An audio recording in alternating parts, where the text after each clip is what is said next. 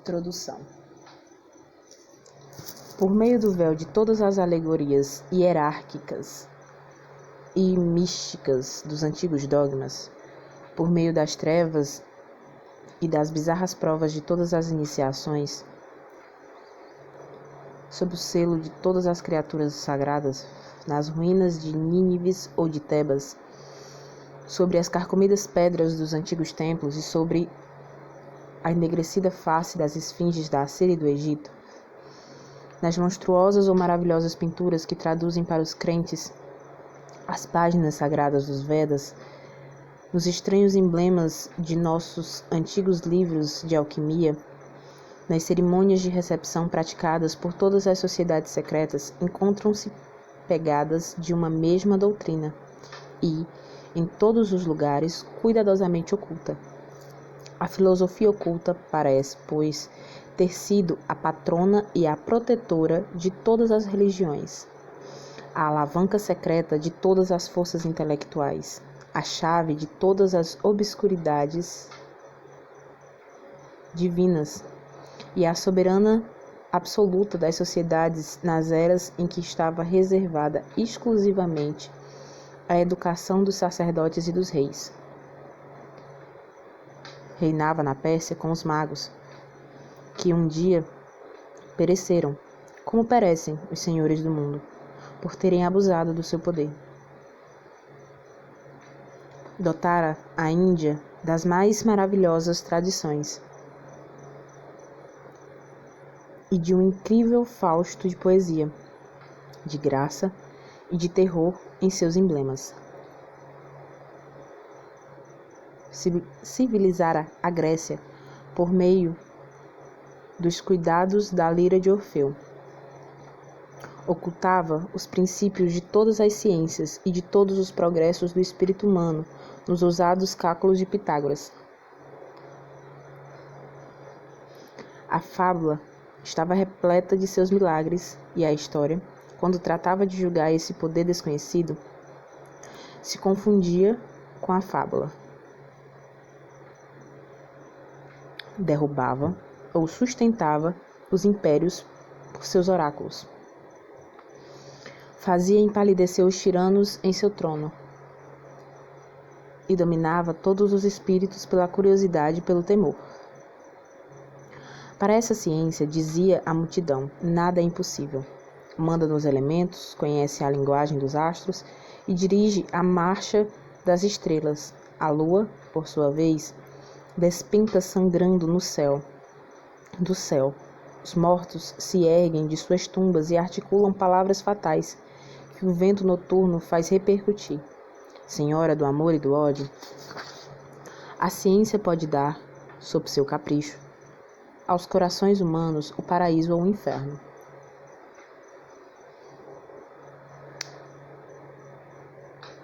Dispõe a seu prazer de todas as formas e distribui, como lhe apraz, a fealdade ou a beleza. Transforma, por sua vez, com a varinha de Circe, homens em animais e os animais em homens. Dispõe também da vida ou da morte e pode conferir ao seu adepto a riqueza pela transmutação dos metais e a imortalidade por sua quintessência e seu elixir, composto de luz e de ouro. Eis aqui o que tinha sido a magia de Zoroastro a Menés, de Orfeu a Apolônio de Tiana, quando o cristianismo positivo, triunfante, ao desfecho dos belos sonhos e das colossais aspirações da escola de Alexandria, ousou fulminar publicamente sua filosofia com seu anátema, reduzindo-a, por essa causa, a ser mais oculta e mais misteriosa do que nunca. Por outro lado, com respeito aos iniciados e os adeptos, circulavam rumores estranhos e alarmantes. Esses homens, em todos os sítios, estavam cercados por uma influência letal. Matavam ou levavam à loucura aqueles que se deixavam arrastar por sua melíflua eloquente ou pelo prestígio de sua sabedoria. As mulheres que eles amavam se convertiam em estriges.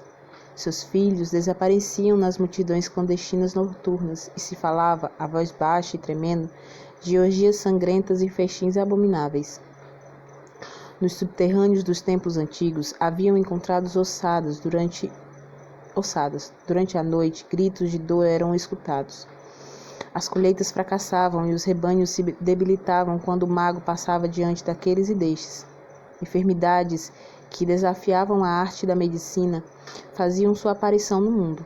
Diziam, sob os olhares venenosos dos adeptos. Enfim, um brado universal de reprovação se eleva contra a magia, da qual o mero nome é um crime e o ódio do vulgo é formulado por esse decreto.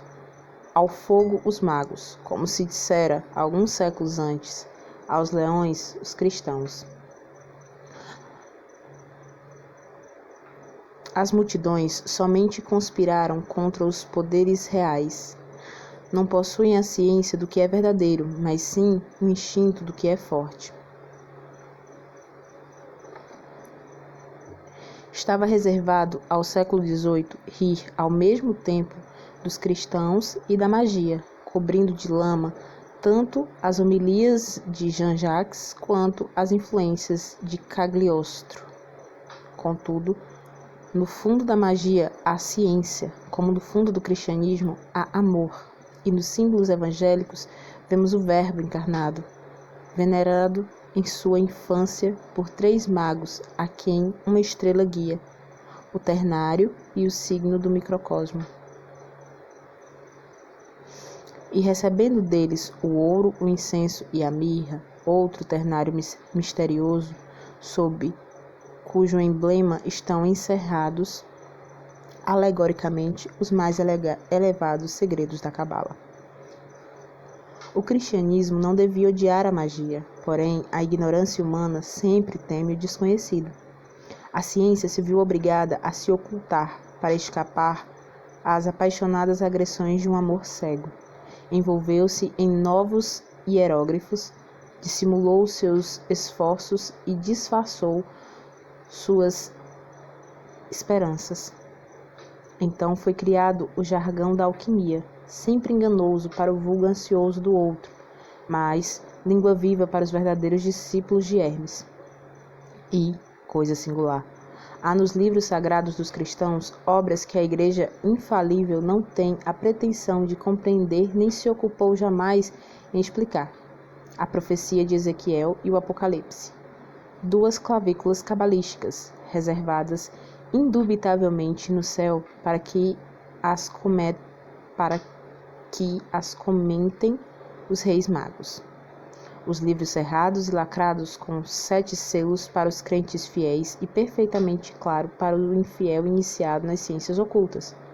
Há ainda um outro livro, mas esse, embora seja até certo ponto popular e possa ser encontrado em todas as partes, é mais oculto e o mais desconhecido de todos, porque contém a chave de todos os demais. A ele foi dada publicidade sem que seja conhecido pelo público. Poupem-se o trabalho de pensar onde se encontram, pois seria uma enorme perda de tempo. Esse livro, talvez mais antigo do que o de Enoque, nunca foi traduzido e é escrito totalmente em caracteres primitivos e em páginas soltas como as tabuinhas dos antigos. Um sábio destacado revelou sua existência, devendo-se observar que o que lhe chamou a atenção não foi precisamente o segredo, mas sim a antiguidade e a sua singular conservação. Um outro sábio, esse, porém, dotado de um espírito mais fantasioso do que criterioso, passou 30 anos estudando-o sem compreender algo além da sua indiscutível importância. Trata-se efetivamente de uma obra monumental e singular, singela e forte como a arquitetura das pirâmides e, como essas, consequentemente duradoura. Livro que resume todas as ciências e cujas infinitas combinações podem resolver todos os problemas. Livro que fala e faz pensar. inspirador e regulador de todas as combinações possíveis. A obra-prima, talvez, do espírito humano e certamente uma das mais belas que herdamos da antiguidade. Clavícula, cujo nome não foi compreendido e explicado senão pelo sábio Guillaume Pasteur. Texto único cujos primeiros caracteres chegaram a extasiar o espírito religioso de Saint-Martin e deram razão ao sublime e desafortunado Swedenborg. Esse livro, e dele já falaremos, e sua elucidação matemática e rigorosa, serão o complemento e o coroamento do nosso trabalho consciente. A aliança original do cristianismo e da ciência dos magos, se ficar uma vez melhor demonstrada, não se revelará uma descoberta de importância simplesmente mediana, e não duvidamos de que o resultado de um estudo sério da magia e da cabala conduz os espíritos sérios à conciliação, considerada até o presente como impossível, da ciência e do dogma, da razão e da fé. Já afirmamos que a Igreja, cujo atributo especial é o depósito das chaves, não compreende possuir as do Apocalipse ou das visões de Ezequiel.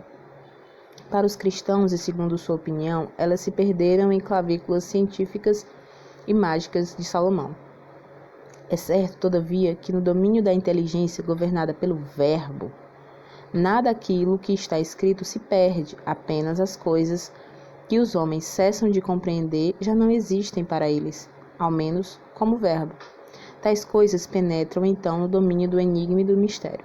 Por outro lado, a antipatia e mesmo a guerra aberta da Igreja oficial contra tudo que entra no domínio da magia, que é uma espécie de sacerdócio pessoal e emancipado, está submetida a causas tão necessárias e inerentes quanto as do sacerdócio cristão.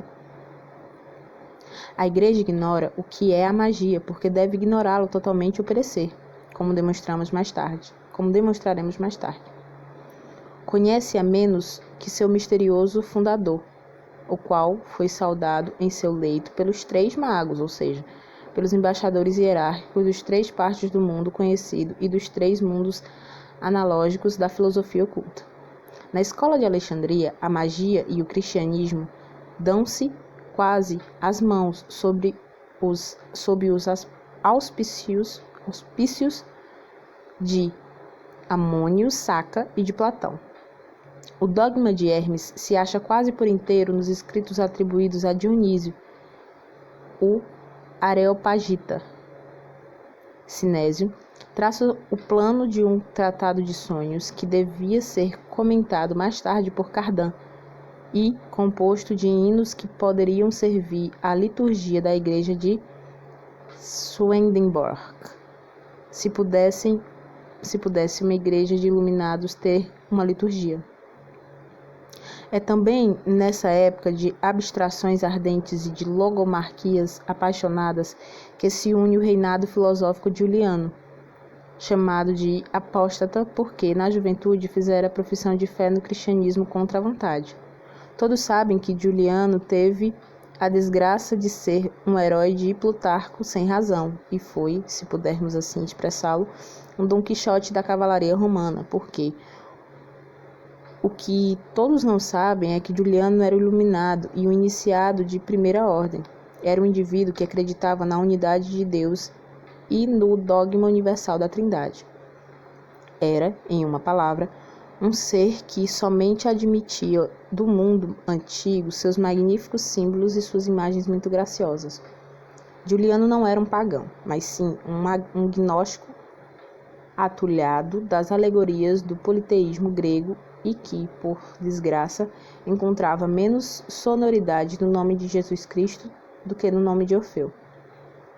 Como imperador, pagou seus gastos de colégio como filósofo e como retórico, e, depois de ter dado a si mesmo o prazer de expirar como Epaminondas, com as frases de Catão, teve a opinião pública, já toda cristã, anátemas por oração fúnebre e um epíteto desonroso por derradeira celebridade. Passemos por alto as mediocridades do Baixo Império e cheguemos à Idade Média.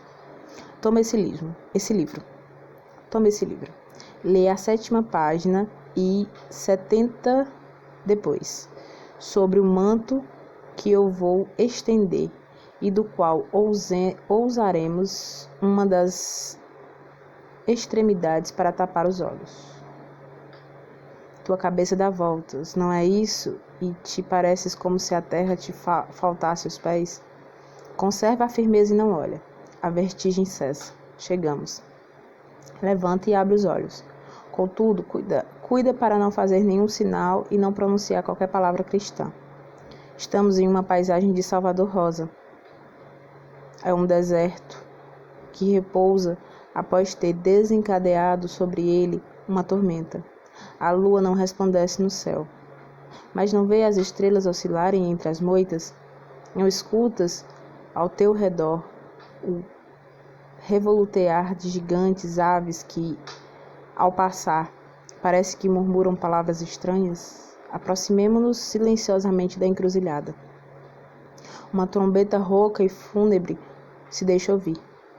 Uma infinidade de tochas iluminam em todas as partes. Uma assembleia numerosa se congrega ao redor de um círculo que está vazio. Olham e guardam. De repente, todos os presentes se prosternam e murmuram: Ei-lo, ei-lo, é ele, um príncipe com cabeça de bode. Chega requebrando sobre o seu trono. Inclina-se e apresenta à assembleia um rosto humano, ao qual todos ecodem. Círio, negro à mão, para oferecer-lhe uma saudação e um ósculo. Em seguida, se endireita, emite uma gargalhada estridente e distribui aos seus fiéis ouro, instruções secretas, medicinas ocultas e venenosas. Durante essa cerimônia, as mazelas se incendeiam e ardem mescladas a ossadas humanas e gorduras de suplícios. Druidezas coroadas por uma planta semelhante à salsa e por verbenas sacrificam com foices de ouro meninos subtraídos ao batismo e preparam horríveis ápages. São postas às mesas. Os homens mascarados colocam-se ao lado das mulheres seminuas e principia o bacanal. Nada falta-lhe, exceto o sal, que é o símbolo da sabedoria e da imortalidade. O vinho circula aos borbotões, deixando manchas semelhantes ao sangue. As conversas e as carícias obscenas principiam. Todos os participantes estão embriagados pelo vinho, pela luxúria e pelas canções desonestas. Todos se levantam em desordem e as rodas infernais se formam. Chegam então todos os monstros da lenda, todos os fantasmas dos pesadelos. Sapos enormes tocam a flauta às avessas e sopram, pressionando as ancas com suas patas. Escaravelhos coxos e irrequietos se misturam à dança. Caranguejos fazem soar as castanholas. Crocodilos fazem piruetas com suas escamas. Chegam elefantes e mamutes vestidos de cupido. Erguem as patas como se dançassem. Logo as rodas se desfazem e dissipam. Apagam-se, a fumaça se perdendo entre as sombras. Aqui, ali e acolá se escutam gritos, gargalhadas, blasfêmias e estertores. Vamos, desperta e não faz o sinal da cruz. Não te transportei e estás em teu leito. Te encontras um tanto cansado, um pouco, talvez, ferido por causa da viagem da noite má. Porém, viste uma coisa da qual todos falam sem conhecê-la. Fostes iniciados em terríveis segredos, como o antro de Trofônio. Assististe ao sabá. É desejável que não enlouqueças e que te mantenhas em um saudável temor de justiça, em uma distância respeitosa da igreja e de fogueiras.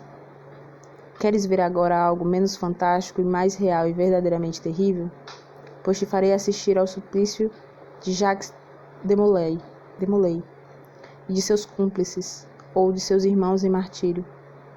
Mas não te enganes e não confunda o culpado com o inocente. Os templários adoram realmente Baphomet, ou terão dado um humilde abraço à face traseira do bode Mendes. O que era, pois, essa associação secreta e poderosa que pôs em perigo a Igreja e o Estado e que exterminaram sem ser ouvida? Não julgues nada superficialmente. São culpados de um grande crime. Permitiram que os profanos vissem o santuário da antiga iniciação. Recolheram para repartir entre si e se fazem donos do mundo, os frutos da ciência do bem e do mal. O decreto que os condena remonta além do próprio tribunal do Papa ou de Filipe o Belo. No dia que comerdes deste fruto, morrerá, dissera o próprio Deus, conforme vemos em Gênesis. O que ocorreu no mundo e por que os sacerdotes e reis tremeram? Que poder secreto ameaça as terras e as coroas? Eis aqui alguns loucos que correm de país em país e que escondem, segundo dizem, a pedra filosofal sob seus farrapos e sua miséria. Podem transformar a terra em ouro e, contudo, concedem pão e asilo. A fronte deles é cingida por uma auréola de glória, por um reflexo de ignomínia. Descobriu a ciência universal e não sabe como morrer para escapar às torturas de seu triunfo. É o maiorquino Raimundo Lúlio.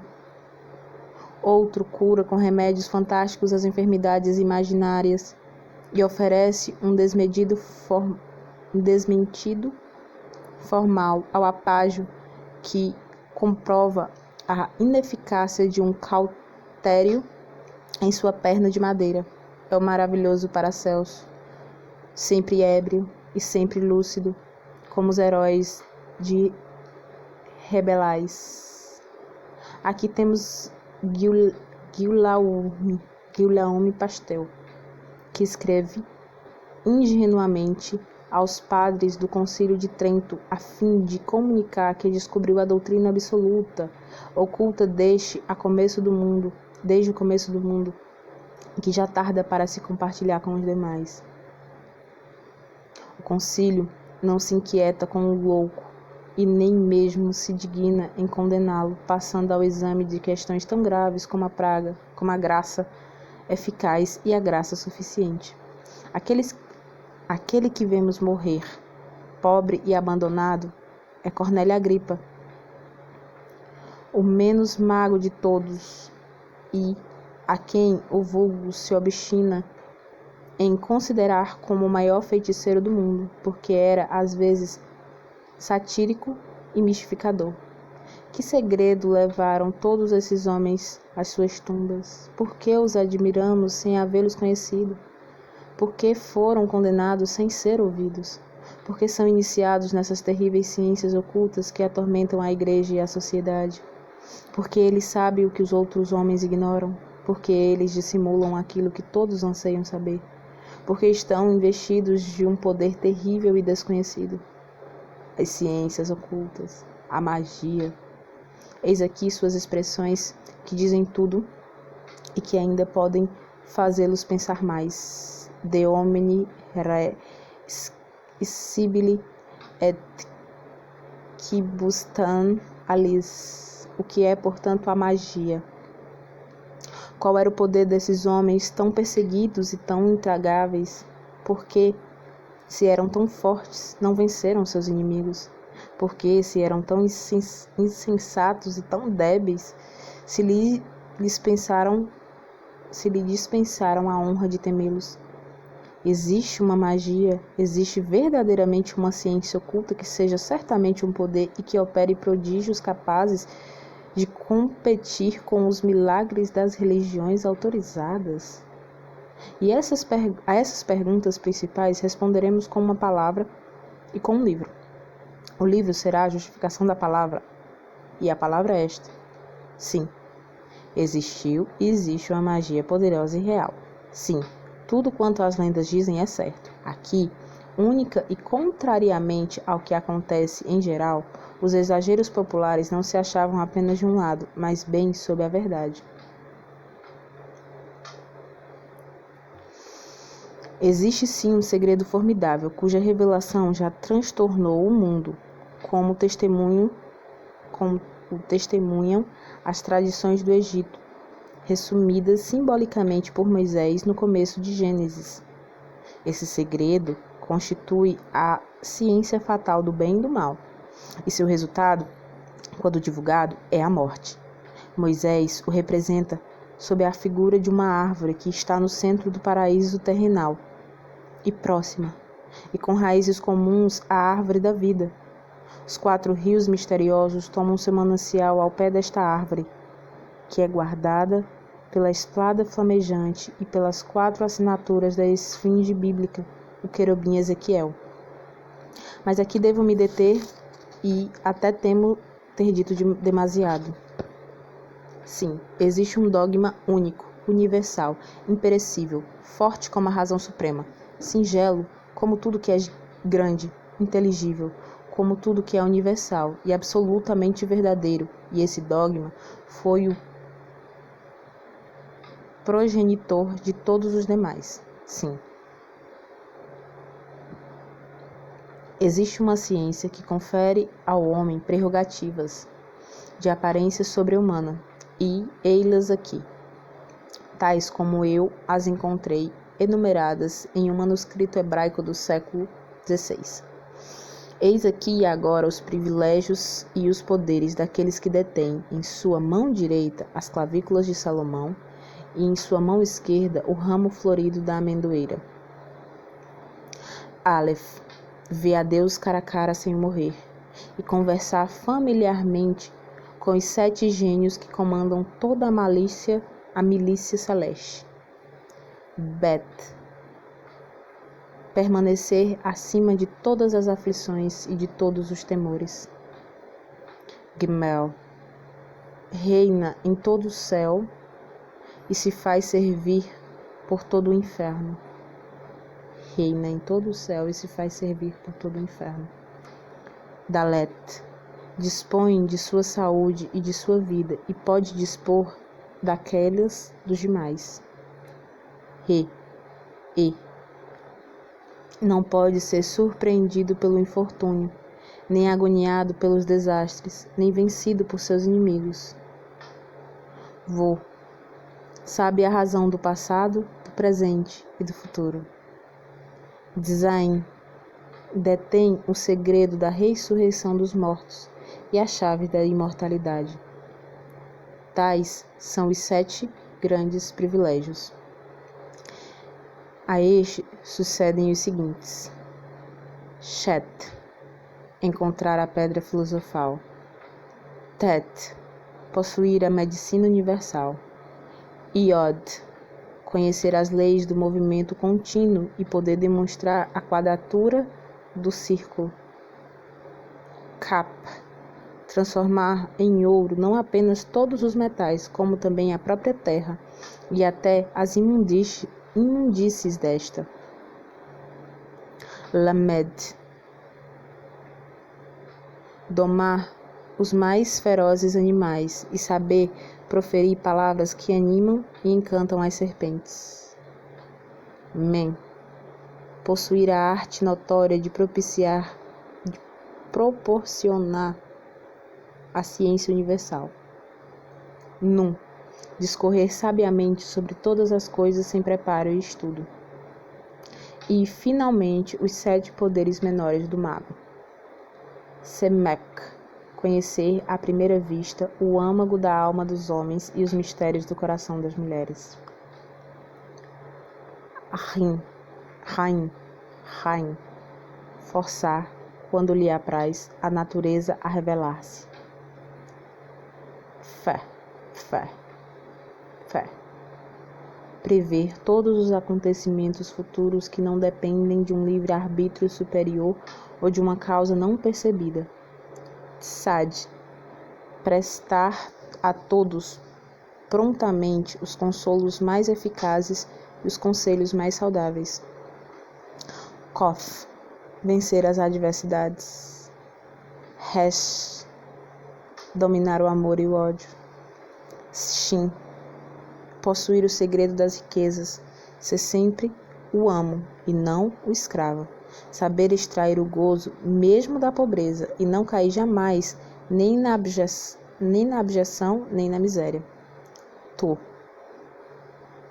Ajuntaremos a esses 3 centenários que o sábio governa os demantes, aplaca as tempestades, cura as enfermidades mediante o tato e ressuscita os mortos.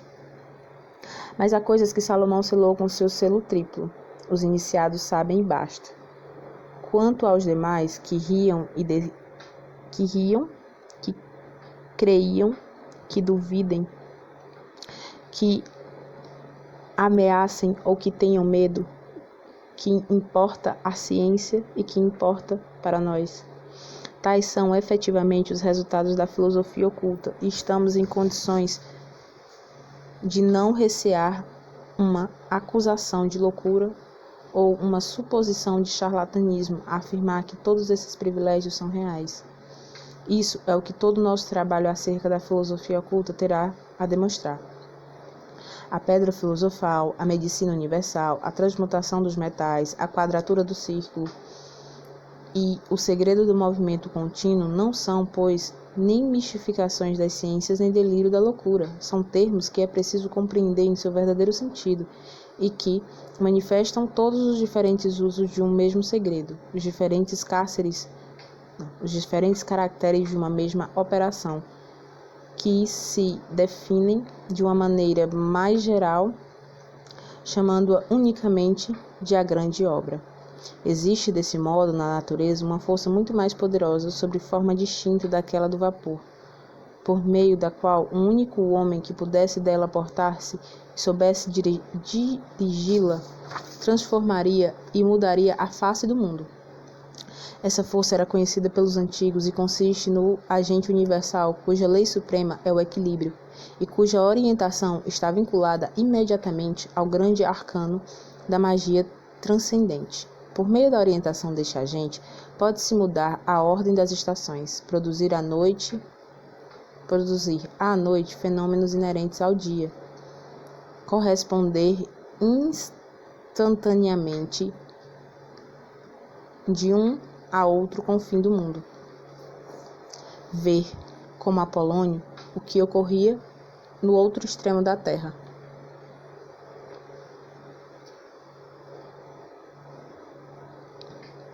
Conferir à palavra um êxito e uma repercussão universal. Esse agente, que apenas se revela ante o tato dos discípulos de Mesmer, é precisamente o que os adeptos da Idade Média chamavam de matéria-prima da grande obra. Os gnósticos o tornavam o corpo do ígneo Espírito Santo, e era ele que era adorado nos ritos sagrados do sabá e do templo, sob a hieroglífica figura de Bafomé ou do bode andrógeno de Mendes. Tudo isso será demonstrado. Tais são os segredos da filosofia culta. Tal nos aparece a magia na história. Nós a vemos agora nos livros e nas obras, nas iniciações e nos ritos. A chave de todas as alegorias mágicas se encontra nas filosofias que assinalamos e cremos ser a grande obra de Hermes. Em torno desse livro, que se pode chamar a chave da abóbada de todo o edifício das ciências ocultas, vêm se estabelecer numerosas lendas que são ou a tradição parcial ou o comércio incessante, renovadas sobre 1000 formas diferentes. Algumas vezes, essas engenhosas fábulas reúnem-se harmoniosamente e formam uma grande epopeia que caracteriza uma época sem que a multidão possa explicar nem como nem porquê. Assim, é como a fábula histórica do Velocino de Ouro resume, velando-nos os dogmas herméticos e mágicos de Orfeu e se remontando só às poesias misteriosas da Grécia. Vemos como santuários do Egito e da Índia nos espantam até certo ponto com seu luxo e nos deixam perplexos diante da acumulação de suas riquezas. Demoramos-nos, mas chegamos a Tebaida, essa assombrosa síntese de todo dogma presente, passado e futuro.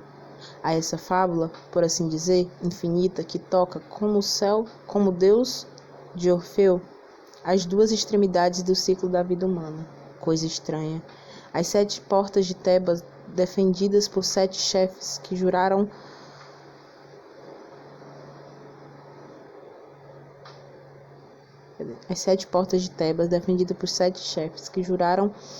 sobre o sangue de uma vítima, tem o mesmo sentido que os 7 selos do livro sagrado explicado por 7 gênios e atacado por um monstro de 7 cabeças, depois de ter sido aberto por um cordeiro vivo e imolado no livro alegórico de São João. A origem misteriosa de Édipo, que se encontrou suspenso como fruto sagrado sobre a árvore de Citeron, recorda os símbolos de Moisés e os relatos de Gênesis. Luta contra seu pai e o mata sem conhecê-lo. Espantosa profecia da emancipação cega da razão sem a ciência. Depois chega diante da esfinge. A esfinge, símbolo dos símbolos, o enigma eterno para o voo. Pedestal de granito da ciência dos sábios, o monstro devorador e silencioso que manifesta por sua forma invariável o dogma único do grande mistério universal, como o quaternário se converte em binário e explica pelo ternário.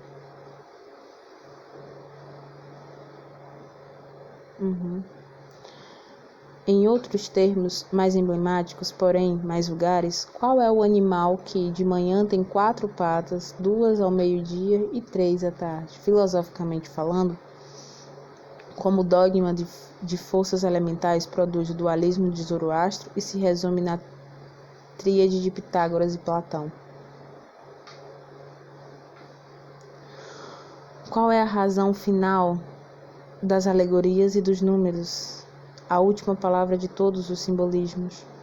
Édipo responde com uma simples e terrível palavra que mata a esfinge e irá converter o adivinhador em rei de Tebas. A palavra do enigma é o homem desgraçado.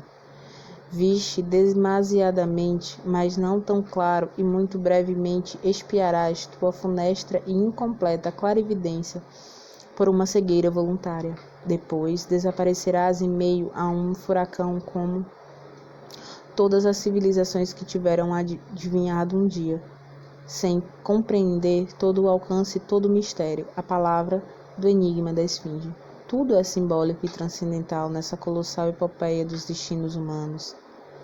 Os 2 irmãos inimigos manifestam a segunda parte do grande mistério, completado divinamente pelo sacrifício de Antígona. Depois, a guerra, a última palavra, os irmãos inimigos mortos um pelo outro. Capaneu, pelo raio que desafiava, e Afiraús, devorado pela terra. São outras tantas alegorias que enchem de assombro por sua verdade, por sua grandeza, aqueles que penetram o triplo sentido hierárquico. Ésquilo, comentado por Balanche, não dá senão uma débil ideia relativamente ao rosto, sejam quais forem as majestades primitivas de Ésquilo e a beleza do livro de Balanche. O livro secreto da antiga iniciação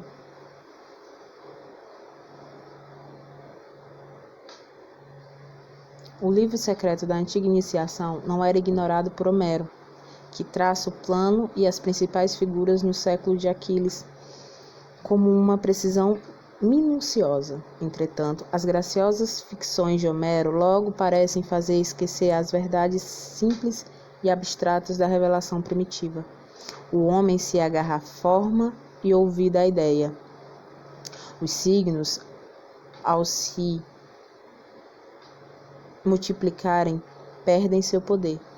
A magia também se encontra nesta épica e decairá com as feiticeiras de Tessália para os mais profundos encantamentos. O crime de Édipo produziu seus frutos de morte e a ciência do bem e do mal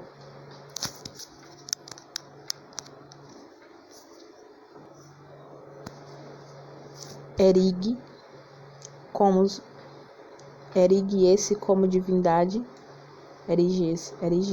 divindade sacrílega. Os homens fadigados da luz se refugiam na sombra da substância corpórea.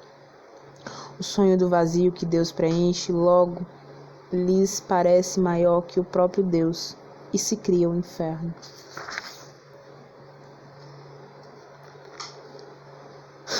Quando, ao longo desta obra, nos servimos de palavras consagradas, Deus, céu, inferno, que se saiba de uma vez por todas que nos distanciamos tanto do sentido atribuído a essas palavras pelos profanos, quanto a iniciação está distanciada do pensamento do vulgo. Deus, para nós, é o Azat dos sábios, o princípio eficiente e final da grande obra. Em breve esclareceremos esses termos, afastando sua obscuridade. Voltemos à fábula de Édipo. O crime do rei de Tebas não é ter compreendido a esfinge, mas sim ter destruído a calamidade de Tebas, sem ser suficientemente puro para completar a expiação em nome do seu povo.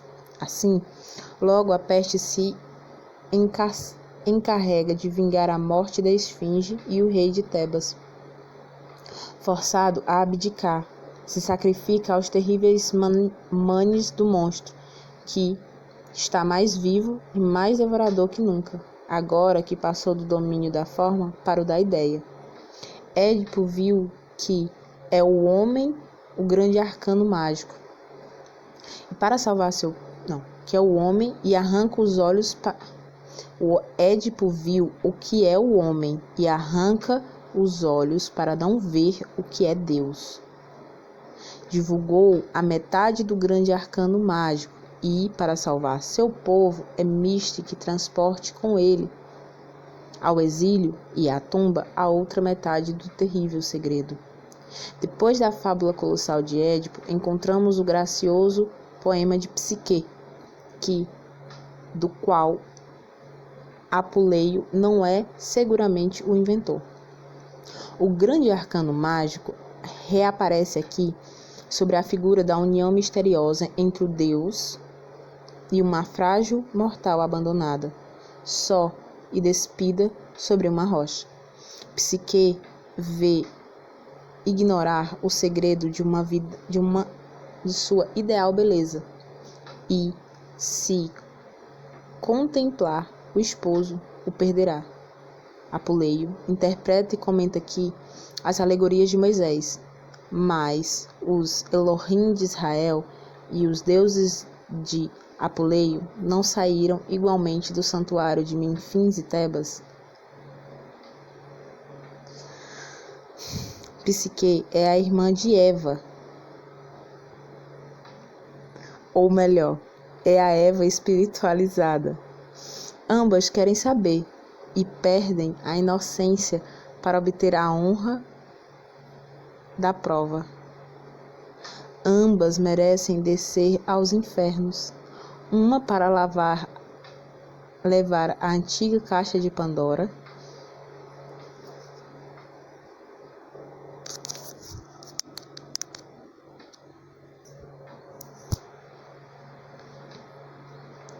Ambas querem saber e perdem a inocência para obter a honra da prova. Ambas merecem descer ao inferno. Uma para levar a antiga caixa de Pandora e a outra para procurar e esmagar a cabeça da antiga serpente, que é o símbolo do tempo e do mal. Ambas cometem o crime que devem expiar a Prometeu dos antigos tempos e o Lúcifer da lenda cristã. Um libertado, e o outro submetido por Hércules e pelo Salvador. O grande segredo mágico é, pois, a lâmpada e o punhal de Psique. É a maçã de Eva. É o fogo sagrado roubado por Prometeu. É o cetro ardente de Lúcifer, mas é também a cruz santa do Redentor. O saber bastante para o abuso ou a divulgação é merecer todos os suplícios. O saber como se deve saber para dele servir-se e ocultá-lo é ser senhor do absoluto. Tudo está encerrado em uma palavra, e em uma palavra de 4 letras. É o tetragrama dos hebreus. É o Azote dos alquimistas. É o Thoth dos boêmios. É o tarô dos cabalistas. Essa palavra manifestada de maneiras tão diversas quer dizer Deus para os profanos, significa o homem para os filósofos e oferece aos adeptos a última palavra das ciências humanas e as chaves do poder divino.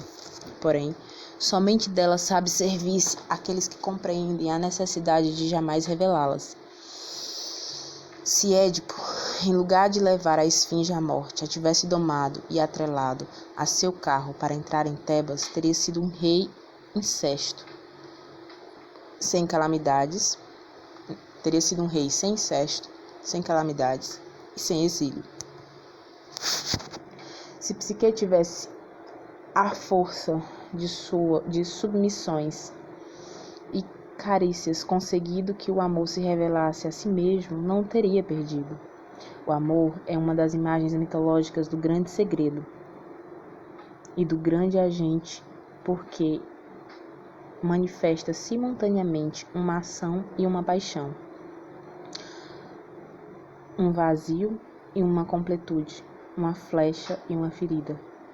Os iniciados devem compreender-me e, no que diz respeito aos profanos, não se pode dizer demasiado. Depois do maravilhoso asno de ouro de Apuleio, não encontramos mais epopeias mágicas. A ciência, derrotada em Alexandria pelo fanatismo dos assassinos de Hipátia, se faz cristã, ou melhor, se oculta sob os véus cristãos de Amônio, Sinésio e o pseudo-autor dos livros de Dionísio, o Areopagita. Nesse tempo, era preciso fazer-se perdoar os milagres pelas aparências da superstição e a ciência por uma linguagem inatingível. A escrita hierográfica foi ressuscitada e foram inventados os pentáculos e os caracteres que sintetizavam toda a doutrina em um signo, toda uma série de tendências e revelações em uma palavra. Qual era a meta dos aspirantes à ciência? Buscavam o segredo da grande obra, ou da pedra filosofal, ou o movimento contínuo, ou a quadratura do círculo, ou a medicina universal, fórmulas que os salvaram frequentemente da perseguição e do ódio, fazendo-os taxados de loucura, fórmulas que manifestavam cada vez mais per si uma das faces do grande segredo mágico, como demonstraremos mais tarde.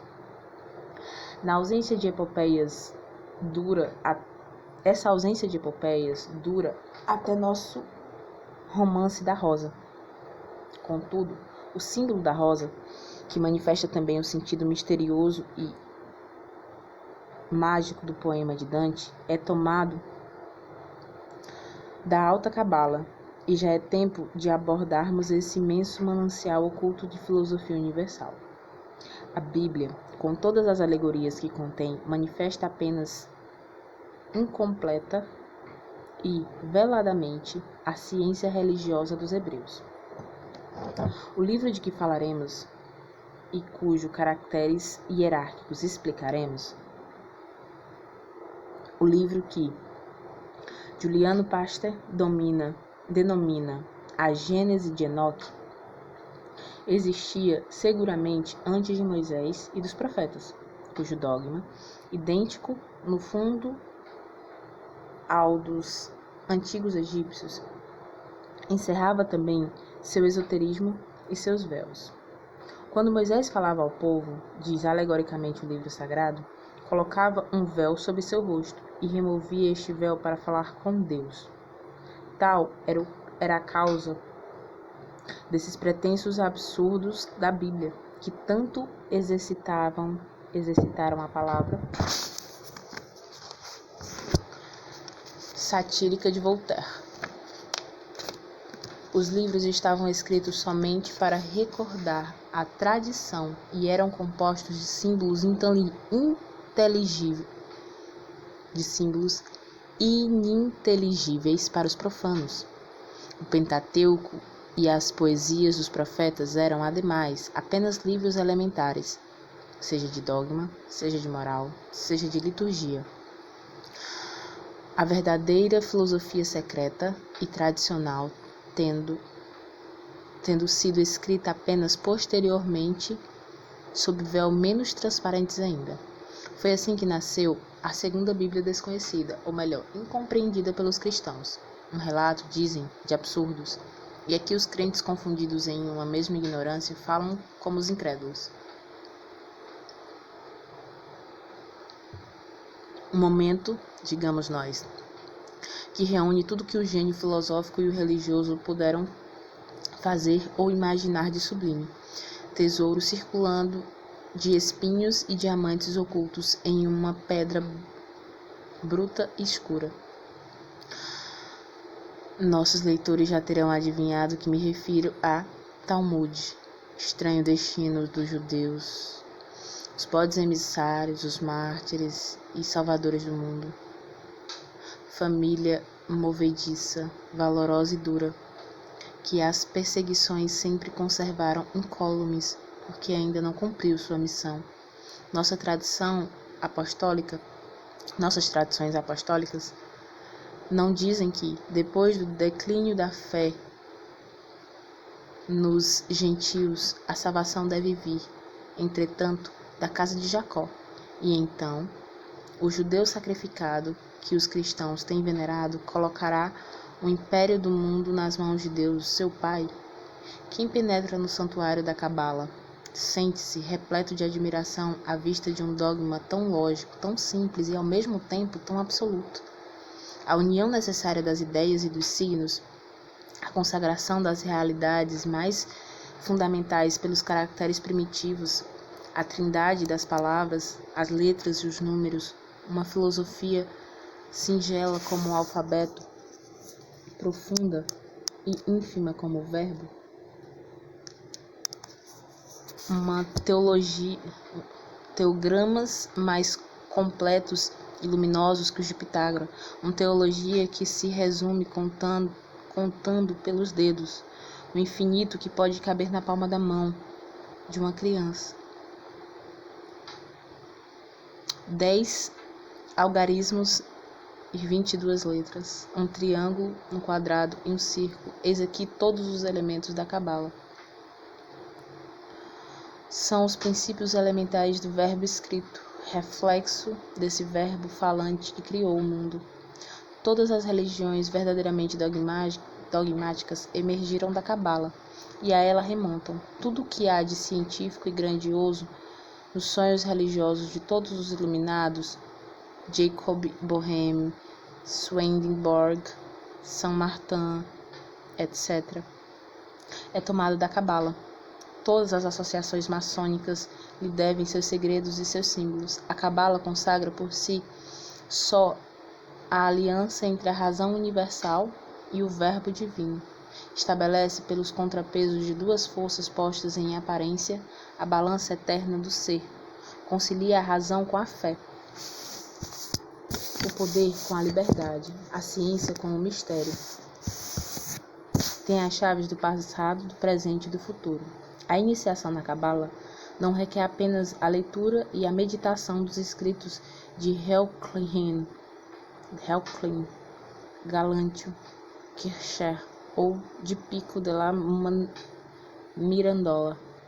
É preciso também estudar e compreender os escritos hebraicos da coleção de Pistório, o Sefer Jerihah, sobretudo.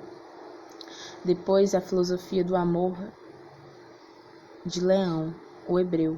É mista e também abordar o grande livro de Zohar. Ler atentamente a coleção de 1684, intitulada Cabala Denutada, o Tratado da Pneumática Cabalística e o da Revolução das Almas. Depois, penetrar audaciosamente nas lâminas trevosas de todo o corpo dogmático e alegórico de Talmud. Então, poder-se-á compreender Pasteur e confessar em voz baixa que, independente de seus sonhos assaz prematuros e demasiado generosos de emancipação da mulher, esse célebre e sábio iluminado podia não estar tão louco como pretendem aqueles que nem sequer o leram. Acabamos de esboçar rapidamente a história da filosofia oculta. Indicamos os mananciais e analisamos em poucas palavras os principais livros. Esse trabalho se refere somente à ciência, porém, a magia, ou melhor, o poder mágico, compõe-se de duas coisas: uma ciência e uma força. Sem a força, a ciência não é nada, ou melhor, é um perigo. Outorgar à ciência somente a força, tal é a lei suprema das iniciações. Assim, o grande revelador diz: o reino de Deus sofre violência e são os violentos aqueles que o fazem perder a força. A porta da verdade está cerrada como um santuário de uma virgem. É preciso ser um homem para nele penetrar.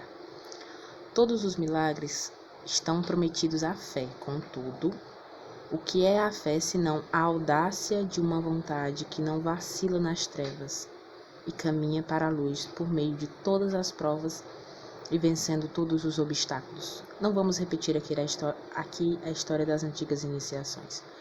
Quanto mais perigosas e terríveis eram, tanto mais eficazes resultavam. Por isso, havia no mundo, então, homens capazes de governá-lo e instruí-lo. A arte sacerdotal e a arte real consistiam especialmente em provar de valor, de discrição e de vontade.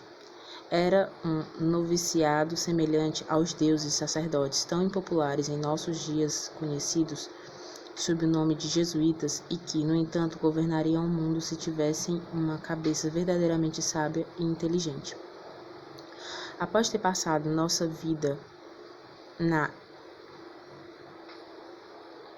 investigação do absoluto, em religião, em ciências e em justiça, após ter dado voltas no círculo de Fausto, chegamos ao primeiro dogma e ao primeiro livro da humanidade. Ali nos detivemos. Ali encontramos o segredo da onipotência humana e do progresso indefinido, a chave de todos os símbolos, o primeiro e o último de todos os dogmas. Encontramos e entendemos também o que quer dizer essa expressão tão frequentemente repetida no Evangelho: o reino de Deus.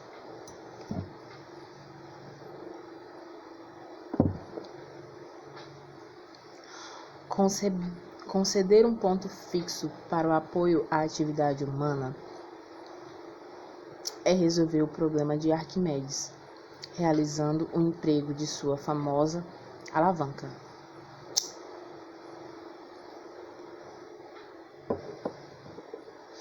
Isso é o que fizeram esses grandes iniciadores que sacudiram o mundo, só podendo fazê-lo mediante o grande e incomunicável segredo. Para a garantia, por exemplo, de uma nova juventude, a fênix simbólica jamais reaparece aos olhos do mundo sem haver consumido os despojos e as provas de sua vida anterior. Assim como Moisés, que fez morrer no deserto todos aqueles que puderam conhecer o Egito e seus mistérios, assim é também como São Paulo em Efésio, que queimou todos os livros que tratavam das ciências ocultas. É assim, finalmente, também como a Revolução Francesa, filha do Grande Oriente, Johannita, e das cinzas dos templários, que saqueiam as igrejas e blasfema diante das alegorias do culto divino. Contudo, todos os dogmas e todos os